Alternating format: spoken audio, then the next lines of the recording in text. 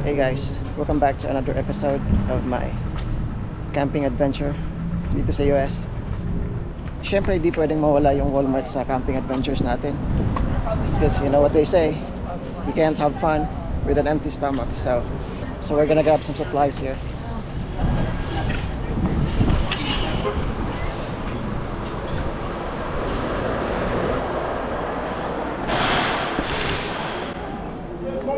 Morning. Good, how are you? Good.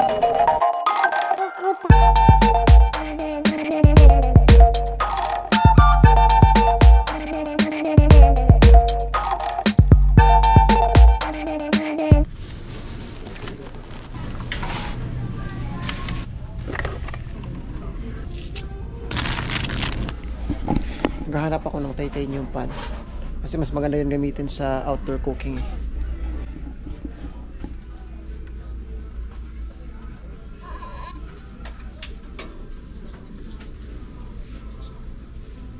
Wala.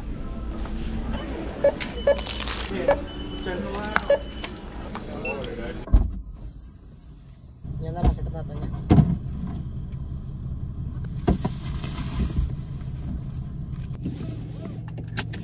Let's hit the road. By the way, we are going to Roaring River, one of the top camping destination dito, located sa southwest part ng Missouri, and about an hour and a half drive from Springfield. So I'll check on you guys when we get there. We made it here dito sa camp spot namin sa Roaring River. Nagkaroon lang ng konting delay but we're very happy to be here.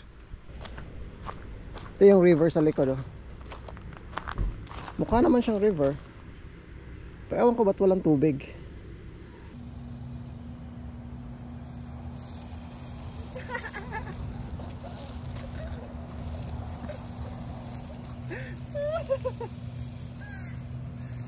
Ito yung hassle talaga pag nagka-camping ka tapos wala kang RV o wala kang camper van, is yung pag setup mo ng mga gamit mo every time, tapos ililigpit mo pa pag tapos ka na mag-camping.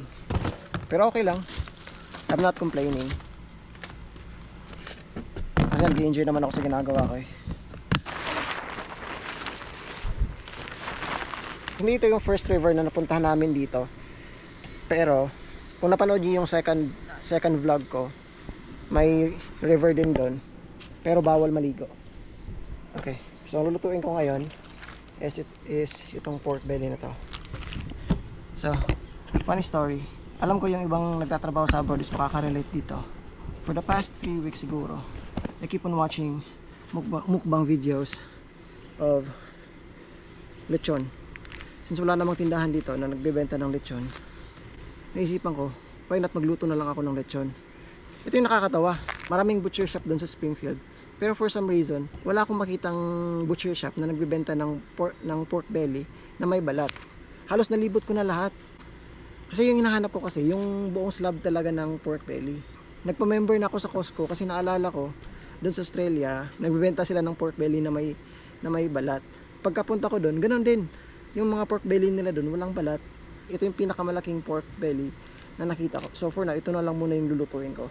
This is not actually that bad, kasi unang-una, first time kong magluluto ng lechon belly. Mahal kasi yung isang buong slab ng lechon belly. So ito, perfect timing to na pwede ko na rin pag-practicean kumbaga. So malinis na to, nahugasan ko na to. I-dry ko na lang siya gamit tong paper towel. May share ako sa inyo guys. Nakabili na pala ako ng bagong galon, mas malaki. Nakakatuwa lang. Alam mo yung pakiramdam na nakabili ka ng bagong gamit sa bahay. So, since mahilig ako sa camping, ito yung binili ko. And, wala, ang saya lang. Wala ko ng tubig para may panghugas kami habang nagluluto kami. Try nga natin yung bagong container natin kung gumagana ba. Ayan, gumagana nga. Ang galing. Ay,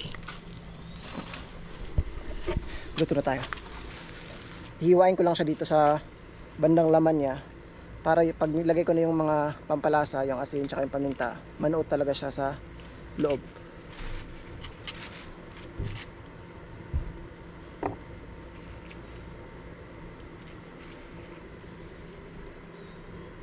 titimpla ko pala dito, simple lang. Yung ano ba yun? Yung common na timpla lang, asin, may asin ako dito, paminta.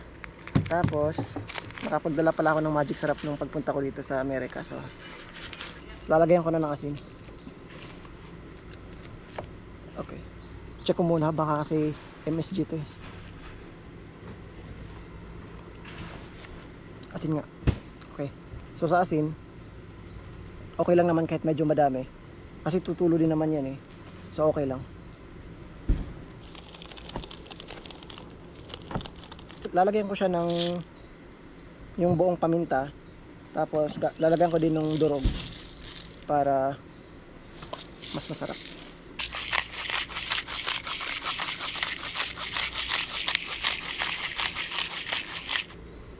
Okay, para sa aromatics naman, meron ako ditong garlic, tapos bawang. Tapos meron din akong spring onion, tapos tanglad. Ewan ko kung maroroll pa to sa dami ng parang palaman.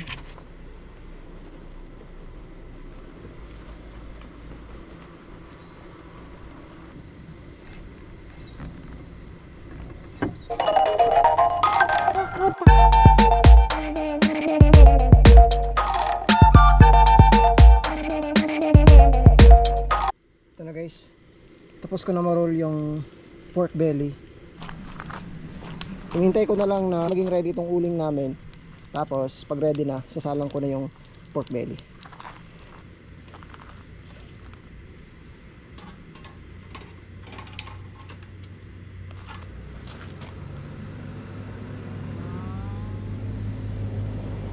Ayan na guys, nasalang ko na yung pork belly. Nakalimutan kong pahiran ng toyo. Pahiran ko lang siya ng toyo.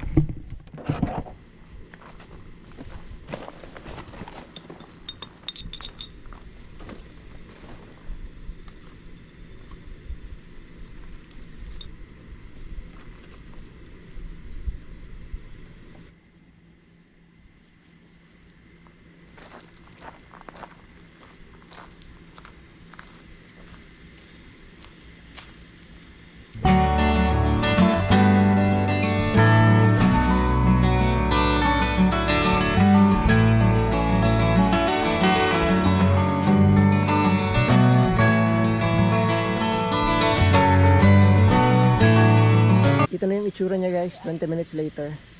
Lulutuin ko to for 2 hours. Tapos iti-check ko na lang siya from time to time. Magsaset up pa kami ng additional tent namin.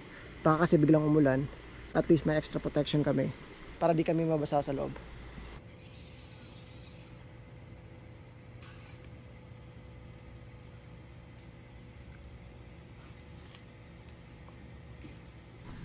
Ito na yung itsura ng lechon belly after 1 hour and 10 minutes.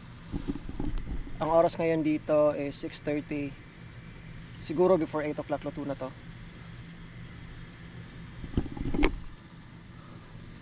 Nagbabubbles na yung skin niya. Kaya ginawa ko, binawasan ko na yung uling para di siya masunog. Maybe 30-35 minutes more. Tapos luto na yan.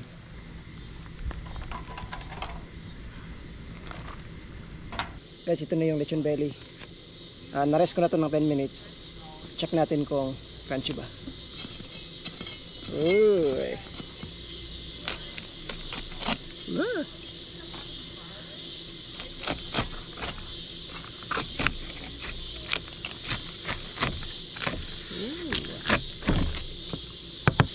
Check muna natin yung skin kung crunchy ba talaga. Ito.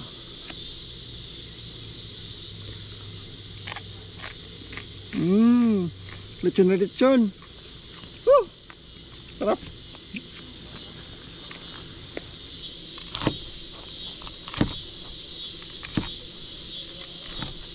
Ito.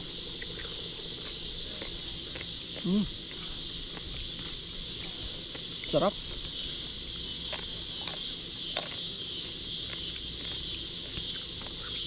Grabe. Alam ko first time ko para magluto ng lechon. Pero masarap siya. Mas masarap to pag may ano, mang tumas.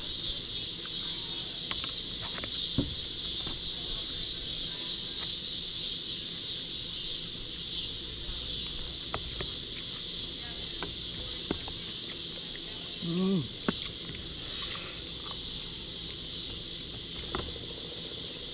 Ano man yun, sa balay.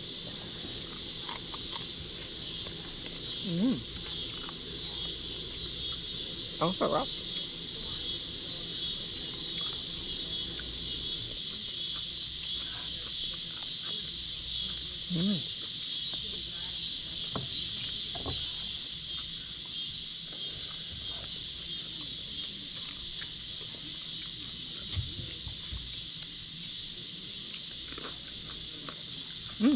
Hindi siya na yung mas.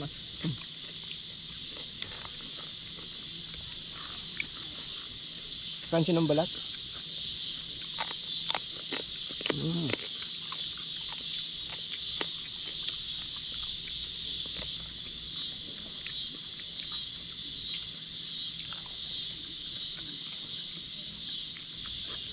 Parang chicharon.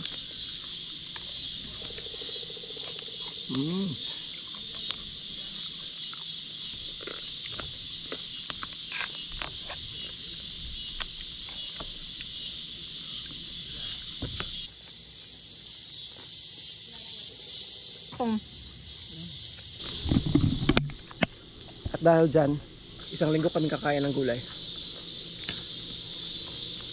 Sulit na sulit. Ate, sobrang busog ko ngayon. Alam niyo, feeling ko, lahat ng fantasies ko about lechon, na-achieve ko ngayon. Grabe. Sobrang satisfying ng pakiramdam na makakain ka ng pagkain na gusto mo.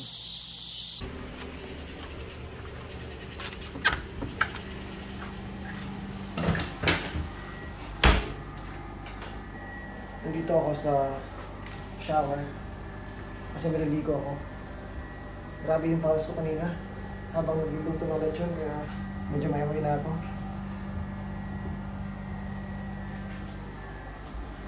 Okay, maliligo na ako saglit. See you later.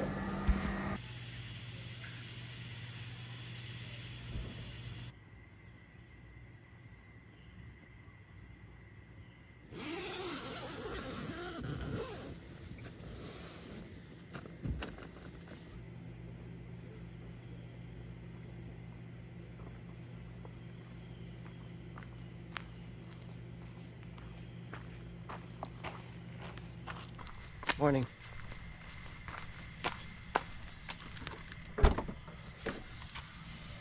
Nakatulog na kami agad kagabi.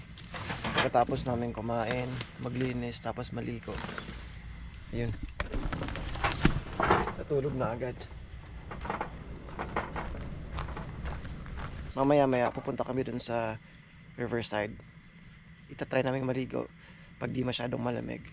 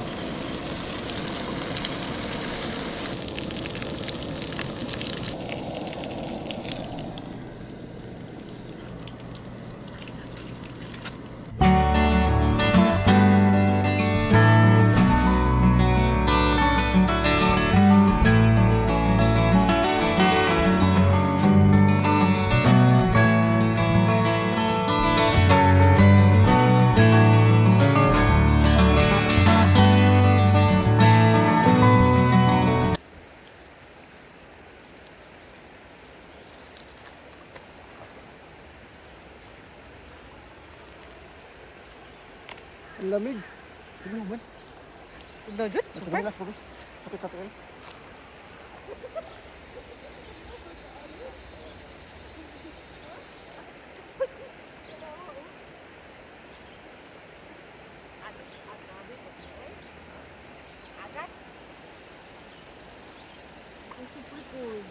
Grabe, sobrang lamig, guys. Para siyang ano, yung parang tubig na nasa cooler, parang ganun. Parang ang hirap naman maligo pag ganyang kalamig. Try ko pa isang beses.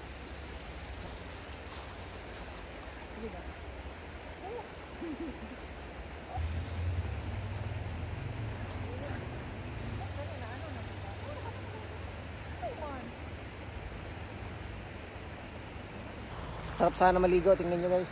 Ang ganda ng tubig. Malinaw. Medyo malalim.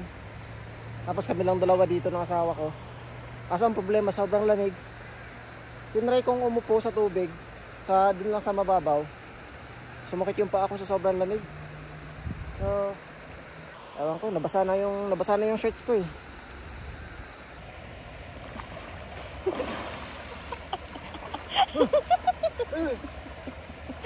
Grabe ang lamig. Grabe ang lamig. Parang ano talaga, parang siyang ice bath. Feeling ko pagka tinry mong isok yung buong katawan mo, parang ma-overcome mo yung lamig. Try ko isang beses ko.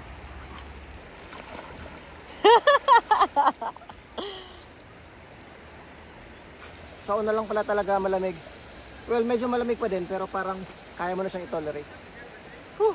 Saya. Sarap.